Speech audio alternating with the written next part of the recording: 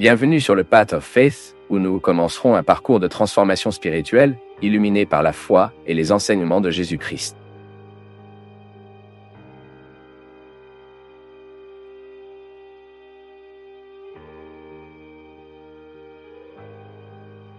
Dans Matthieu chapitre 2, verset 1, la Bible dit que certains sorciers ont présenté à Jésus l'or, l'encens et la myrrhe après sa naissance. Y a-t-il une signification biblique importante dans l'or, dans l'encens et la myrrhe que Jésus a reçu des sorciers? C'est exactement ce dont nous allons parler maintenant. La Bible dit qu'après sa naissance, Jésus a été visité par certains sorciers de l'Est. Contrairement à ce que beaucoup de gens pensent et ce qui est illustré dans les berceaux, cette visite ne s'est pas produite là où Jésus est né. En fait, les sorciers ont visité Jésus dans une maison un certain temps après sa naissance. Les chercheurs croient que cette visite peut avoir eu lieu plus d'1 an après la naissance de Jésus. Et la première chose que nous devons admettre, c'est que la Bible n'explique littéralement pas le sens de Jésus ayant reçu en cadeau des sorciers, de l'encens et de la myrrhe. De nombreux commentateurs pensent que ces cadeaux avaient une valeur pratique très grande à ce moment, car ils ont peut-être servi de disposition à la famille de Jésus, qui a rapidement dû partir pour l'Égypte, fuyant la persécution du roi Hérode. Cependant, il y a une très ancienne tradition au sein du christianisme qui voit une valeur symbolique importante dans les dons des sorciers et des interprètes que l'or, l'encens et la myrrhe avec lesquels Jésus a été présenté signifient une reconnaissance de sa royauté, de sa divinité et de son humanité complète. Origène a été le premier à proposer l'interprétation suivante sur l'or, l'encens et la myrrhe que Jésus a reçu des sorciers. Il a écrit de l'or à un roi, de l'encens pour Dieu et de la myrrhe pour un mortel. On sait qu'Origène était quelque peu allégorique dans ses interprétations. Cependant, dans ce cas, il est possible que cette interprétation ait sa base. La vérité est que ces 3 matériaux étaient des produits nobles utilisés dans l'Antiquité à des fins les plus variées. Par exemple, la Bible dit que l'or a été utilisé dans grande quantité pour les œuvres du tabernacle et de ses ustensiles, et, plus tard, pour la construction du temple à Jérusalem. Mais, en revanche, l'or apparaît également dans la Bible lié à des pratiques répréhensibles telles que l'idolâtrie. L'encens, en revanche, est cité dans la Bible en relation avec l'adoration de Dieu, comme nous le lisons dans le chapitre 2 du livre de Lévitique. Mais l'encens est également mentionné dans les activités de la vie ordinaire, comme dans la chanson des chansons de Salomon, dans le chapitre 3. Enfin, la myrrhe était l'un des ingrédients de l'huile d'onction, mais la plupart du temps, il est cité dans la Bible comme un cosmétique, ou comme quelque chose de médicinal, ou même en tant que produit utilisé dans les funérailles. Cela montre clairement que ces 3 éléments ont été utilisés à l'époque biblique très variée. Mais est-il possible que dans le cas spécifique des dons des sorciers qui ont visité Jésus, ces 3 éléments aient une signification particulière, un sens plus profond? Comme nous l'avons dit, Origène et bien d'autres les interprètes après lui croyaient oui, et en fait cela a du sens. Premièrement, l'or est mentionné très souvent dans la Bible, dans l'environnement réel. Les rois, les princes et les gouverneurs étaient toujours entourés de beaucoup d'or.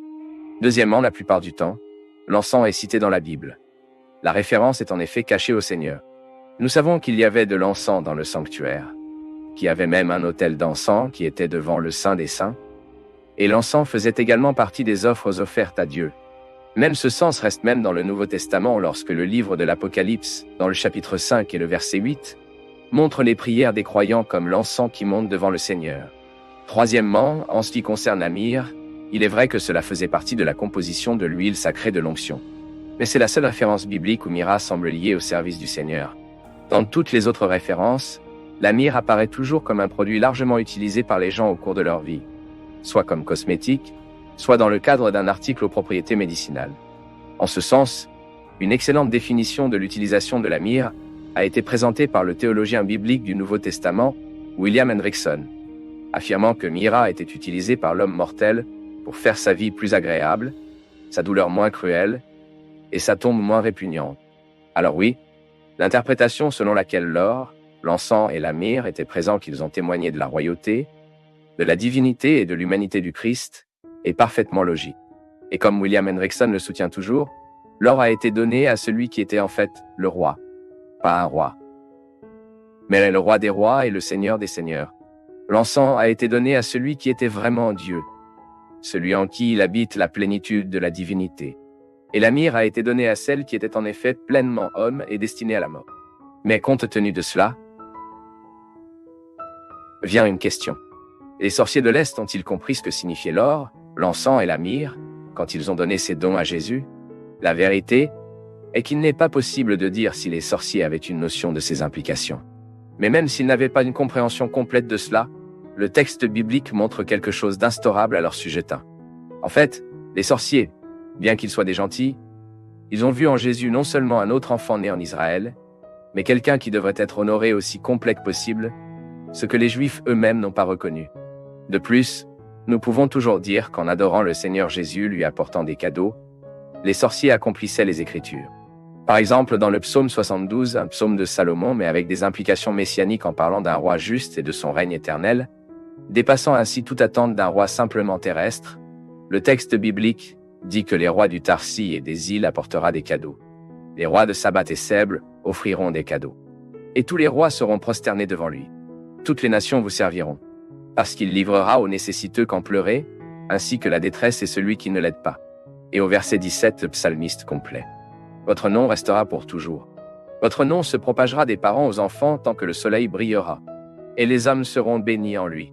Toutes les nations vous appelleront bénis. Maintenant, je veux vous connaître. Êtes-vous d'accord avec cette interprétation que l'or, l'encens et la myrrhe pointent vers la royauté, la divinité et l'humanité du Christ? Pensez-vous que les origines ont bien compris cette interprétation? Écrivez ici dans les commentaires. Et si vous voulez étudier plus de profondeur de Dieu, mais d'une manière simple et objective, vous pouvez étudier la théologie avec nous totalement en ligne, avec des leçons vidéo, des documents et un certificat d'achèvement. Les informations sont dans la description de la vidéo et le premier commentaire fixé.